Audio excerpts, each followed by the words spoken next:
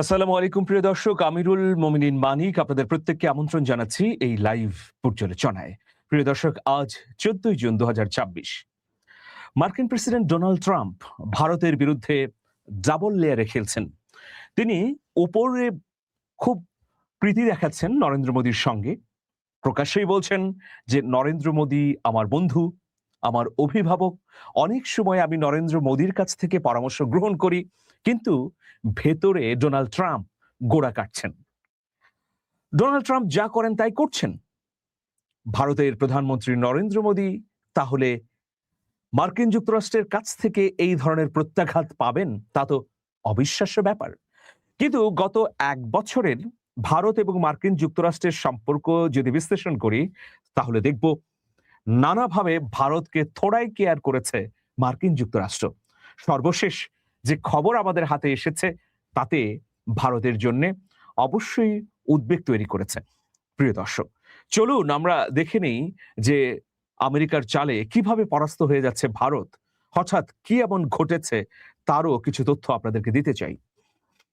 ইরানের বন্দরগুলোর উপর যুক্তরাষ্ট্রের আরোপিত অবরোধ কোনোভাবেই লঙ্ঘন করা যাবে না বলে ভারতকে স্পষ্ট জানিয়ে দিয়েছেন মার্কিন পররাষ্ট্রমন্ত্রী মার্কো রুবিও। তবে ওমান সাগরে একটি তেলবাহী জাহাজে মার্কিন হামলায় 3 ভারতীয় নাগরিক নিহত হওয়ার ঘটনায় ভারতের পক্ষ থেকে আনুষ্ঠানিক প্রতিবাদ জানানো হয়েছে। বার্তা সংস্থা আনাদুলুর বরাতে এ তথ্য নিশ্চিত হয়েছে। শনিবার যুক্তরাষ্ট্রের পররাষ্ট্র দপ্তর এক বিবৃতিতে জানায়, মার্কিন পররাষ্ট্রমন্ত্রী মার্কো রুবিও এদিন ভারতের পররাষ্ট্রমন্ত্রী সুব্রানিয়াম জয়শঙ্করের সঙ্গে ফোনে কথা বলেছেন। দুই নেতা হরমুজ প্রণালীর সাম্প্রতিক পরিস্থিতি নিয়ে আলোচনা করেছেন। বিবৃতিতে বলা হয়েছে, হরমুজ প্রণালীতে শান্তি ও নিরাপত্তা বজায় রাখতে সব বাণিজ্যিক জাহাজকে অবিলম্বে মার্কিন বাহিনীর নির্দেশ মেনে চলতে হবে। মার্কিন পররাষ্ট্রমন্ত্রী জোর দিয়ে বলেন, যুক্তরাষ্ট্রের অবরোধ লঙ্ঘন ও অবৈধভাবে ইরানের তেল পরিবহন কোনোভাবেই সহ্য করা হবে না। এর আগে গত শুক্রবার ভারতের পররাষ্ট্রমন্ত্রী জয়শঙ্কর জানান, মার্কো রুবিওর সঙ্গে আলাপকালে তিনি ওমান উপকূলে বাণিজ্যিক জাহাজে মার্কিন হামলার তীব্র প্রতিবাদ জানিয়েছেন। হরমুজ প্রণালীতে মার্কিন অবরোধ চলার মধ্যে এই হামলা চালানো হয়। সামাজিক যোগাযোগ মাধ্যম এক্সে জয়শঙ্কর লিখেছেন, পারস্য উপসাগরে মার্কিন নৌবাহিনীর হামলায় 3 ভারতীয় নাবিক নিহত হয়েছেন। এই ঘটনায় তিনি আবারও মার্কিন পররাষ্ট্রমন্ত্রীকে ভারতের প্রতিবাদের কথা জানিয়েছেন। বাণিজ্যিক জাহাজের উপর এমন প্রাণঘাতী হামলা কোনোভাবেই গ্রহণযোগ্য নয়। সরকারি সূত্রের বরাত দিয়ে আনাদুলু নিউজ এজেন্সি জানিয়েছে, ওই হামলার প্রতিবাদ জানাতে শুক্রবার নয়াদিল্লিতে নিযুক্ত শীর্ষ মার্কিন কূটনীতিককে তলব করে দিল্লি। এক সপ্তাহের মধ্যে এ নিয়ে দ্বিতীয়বারের মতো মার্কিন কূটনীতিককে তলব করল ভারত। মার্কিন সেন্ট্রাল কমান্ড জানিয়েছে, চলতি সপ্তাহে ইরানের তেল পরিবহনের চেষ্টা করায় হামলা চালিয়ে 3টি জাহাজ বিকল করে দেওয়া হয়েছে। জাহাজগুলো হলো গিনি বিজাউয়ের পতাকাবাহী এমটি জলবীর, পালাওয়ের পতাকাবাহী ট্যাঙ্কার এমটি মেরিভেক্স এবং এমটি সেত্তেবেলো। প্রিয় দর্শক, তার মানে মার্কিন যুক্তরাষ্ট্র হঠাৎ করেই ভারতের বিরুদ্ধে এরকম তোপ দাগাচ্ছে। দেখুন, একটি বিষয় ভাইরাল হয়েছে, সেই বিষয়টি কি? মার্কিন এই হামলায় ভারতের যে 3 নাবিক নিহত হয়েছে, এর মধ্যে এক নাবিকের বাবা তিনি কদিন আগে গাজায় গণহত্যা চালাবার জন্য ফেসবুক স্ট্যাটাস দিয়েছিলেন। প্রকাশ্যেই তিনি বলেছেন, মার্কিন যুক্তরাষ্ট্রের বাহিনী যেন ইসরায়েলের সঙ্গে এক হয়ে গাজায় গণহত্যা চালায় বা গাজাকে মুসলিম শূন্য করে, তাহলেই সকল প্রকার সংকটের নিরসন হবে। তো সেই স্ট্যাটাস দানকারী পিতার পুত্রই মার্কিন হামলায় নিহত হয়েছেন। এই নাবিক নিহত হবার পর তার পিতার এই স্ট্যাটাসটি ভারত জুড়ে ব্যাপক সমালোচনা তৈরি করে, ভাইরাল হয়। নিয়তির কি নির্মম পরিহাস যে যিনি স্ট্যাটাস দিলেন তার পুত্র সন্তানই ভারতের নাবিক মার্কিন যুক্তরাষ্ট্রের হামলায় নিহত হলেন। এখন দেখুন, ভারত এর নাবিক নিহত হওয়ার পরে কূটনীতির ক্ষেত্রে একটা শীতলতা তৈরি হয়েছে মার্কিন যুক্তরাষ্ট্রের সঙ্গে। কেন মার্কিন যুক্তরাষ্ট্রের সঙ্গে এই বৈরী আচরণ করছে ডোনাল্ড ট্রাম্প প্রশাসন? এর পেছনে অন্য কোনো কারণ আছে কি? নিশ্চয়ই মার্কিন প্রশাসন নরেন্দ্র মোদীর দিকে একটি অভিযোগ শানিত করেছে। তারা বলছে যে নরেন্দ্র মোদী মুখে নেতানিয়াহুর বন্ধু দাবি করলেও বা মুখে নেতানিয়াহুর সঙ্গে সম্পর্কের কথা বললেও অনেক ক্ষেত্রে ইরানের সঙ্গেও সম্পর্ক রাখছে। কিন্তু আমরা যদি নিরপেক্ষভাবে পর্যালোচনা করি তাহলে দেখব গত কয়েক বছরে নরেন্দ্র মোদী নেতানিয়াহুর সঙ্গে গাঁটছটা বেঁধেছেন, একদম কাঁধে কাঁধে সম্পর্ক তৈরি করেছেন নেতানিয়াহু এবং নরেন্দ্র মোদী। আপনারা জানেন কদিন আগে ইসরায়েল তার দেশে একটি মূর্তি স্থাপন করেছে। তারা বলছে যে এটি শিবাজির মূর্তি, মানে শিব মূর্তি। কেন সেটা স্থাপন করেছে? কারণ ভারতের জনগণ যেন খুশি হয়, ভারতের জনগণ যেন খুশি হয়ে ইসরায়েল ভ্রমণ করে। অন্যদিকে ভারতের প্রধানমন্ত্রী তো প্রকাশ্যেই নরেন্দ্র মোদীকে বন্ধু হিসেবে স্বীকার করে দুই দেশের মধ্যে ঐতিহাসিক সম্পর্ক তৈরি হয়েছে বলে ঘোষণা দিয়েছেন। আর ইসরায়েলের প্রধানমন্ত্রীর পক্ষ থেকেও উচ্ছ্বসিত আনন্দ এবং অনুভূতি প্রকাশ করা হয়েছে।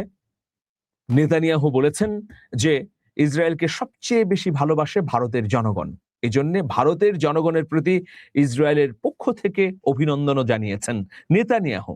তো এইরকম যখন সম্পর্ক চলছে তখন মার্কিন প্রশাসন ভিন্ন অভিযোগ করছেন।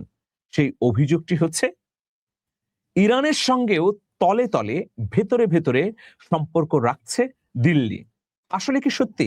আমরা যদি বিশ্লেষণ করি কি দেখব? নরেন্দ্র মোদী কি সত্যি সম্পর্ক রাখছেন তেহরানের সঙ্গে? দেখুন, তেহরানের সঙ্গে চাবাহার একটা প্রকল্প আছে। এই প্রকল্পের জন্য হাজার হাজার বিলিয়ন ডলার ইতোমধ্যে দিল্লি বিনিয়োগ করে ফেলেছে। এই চাবাহার প্রকল্পের মধ্য দিয়ে রেলপথে যেমন ইরান থেকে ভারতে যোগাযোগ স্থাপিত হবে, একইভাবে বন্দরগুলোতেও দুই দেশের মধ্যে একটা আকাশস্পর্শী অর্থনৈতিক দিগন্ত তৈরি হবে। কিন্তু বাদ সেধেছে যুক্তরাষ্ট্র। যুক্তরাষ্ট্র বলছে যে এই ধরনের গোপন প্রেম বা গোপন সম্পর্ক কখনোই রাখা যাবে না দিল্লিকে। কিন্তু দিল্লি পড়েছে দোটানায়, কারণ দিল্লি গোপন সম্পর্ক রাখছে না, কিন্তু তার যে এই হাজার হাজার কোটি টাকার প্রকল্প সেখানে আছে, ইরানের সঙ্গে ন্যূনতম সম্পর্ক না রাখলে সেই অর্থ একদম জলে পর্যবসিত হবে। তো সে কারণে খানিকটা সম্পর্ক রাখতে হচ্ছে বাধ্য হয়েই। এই সম্পর্ক রাখতে গিয়েই এখন আমেরিকার করাতকলে পড়েছে ভারত। তো দেখা যাক শেষ পর্যন্ত কি হয়। এর মধ্যে আরেকটি খবর আপনাদেরকে দিয়ে নেই যে কমপক্ষে 5,000 ভারতীয় নাগরিককে বহিষ্কার করেছে মার্কিন যুক্তরাষ্ট্র, তাদেরকে ফেরত পাঠানো হয়েছে। বাংলাদেশে যেমন পুশিন করছে ভারত, এরকম কিন্তু মার্কিন যুক্তরাষ্ট্র করছে না যে মার্কিন যুক্তরাষ্ট্রের প্রশাসন তার দেশে থাকা ভারতীয় অবৈধ নাগরিকদের ধরে ধরে বিমানে পাঠিয়ে দিচ্ছে, তা কিন্তু নয়। আইনি একটা প্রক্রিয়ার মধ্য দিয়ে যখন প্রমাণিত হচ্ছে যে এই ভারতীয় ব্যক্তিটি তিনি আইন লঙ্ঘন করেছেন, বৈধ কাগজপত্র নেই, তখনই কেবল পাঠানো হচ্ছে দিল্লিতে। তো এতে ভয়াবহ ক্ষতির মুখে পড়েছে ভারত। তো এর বাইরে আমরা দেখতে পেলাম যে অতিরিক্ত শুল্ক আরোপ করা হয়েছে ভারতীয় পণ্যগুলোর ক্ষেত্রে। এক ধাপ এগিয়ে মার্কিন প্রশাসন ভারতের উপর এই শুল্ক আরোপ করেছে। ভারতের আবেদনও অনেক ক্ষেত্রে অগ্রাহ্য করা হয়েছে। ফলে দুই দেশের সম্পর্ক সাম্প্রতিক সময়ে তলানিতে গিয়ে ঠেকছে। আরেকটি বিষয় রয়েছে, মার্কিন যুক্তরাষ্ট্রের সংখ্যালঘু কমিশন একটি রিপোর্টে বলেছে যে স্মরণকালের মধ্যে ভারতে সবচেয়ে বেশি সংখ্যালঘু নিপীড়নের ঘটনা ঘটেছে। এর বাইরে আপনারা সবাই জানেন যে শিখ নেতা হত্যায় ভারতের গোয়েন্দা সংস্থার সম্পৃক্ততা নিয়ে মার্কিন প্রতিবেদনে ভয়াবহ তথ্য উঠে এসেছে। সেখানে স্পষ্টভাবেই বলা হয়েছে যে ভারতের মদদে মার্কিন যুক্তরাষ্ট্রের শিখ নেতা হত্যা করা হয়েছে।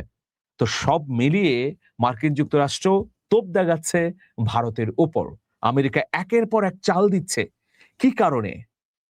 এইসব কারণে মার্কিন যুক্তরাষ্ট্রের প্রেসিডেন্ট ডোনাল্ড ট্রাম্প চাইছেন আরো নতজানু হোক ভারত, আরো অনুসরণ করুক ভারত, যেন নিজস্ব নীতি থেকে পরাশক্তি মার্কিন যুক্তরাষ্ট্রের নীতিতে তারা নিমজ্জিত হয়। তবে ভারত তো পরাশক্তি হবার স্বপ্ন অনেক আগে থেকেই দেখছে। যে কারণে মাঝে মধ্যেই একলা চলো নীতিতে হেঁটে নিজের শক্তিমত্তা দেখাতে চায়, কিন্তু বাগড়া দেয় মার্কিন প্রশাসন। শেষ পর্যন্ত কি হবে চলুন আমরা দেখি, সময়ের অপেক্ষা করি। ভালো থাকবেন, শুভেচ্ছা নিরন্তর। আল্লাহ হাফেজ।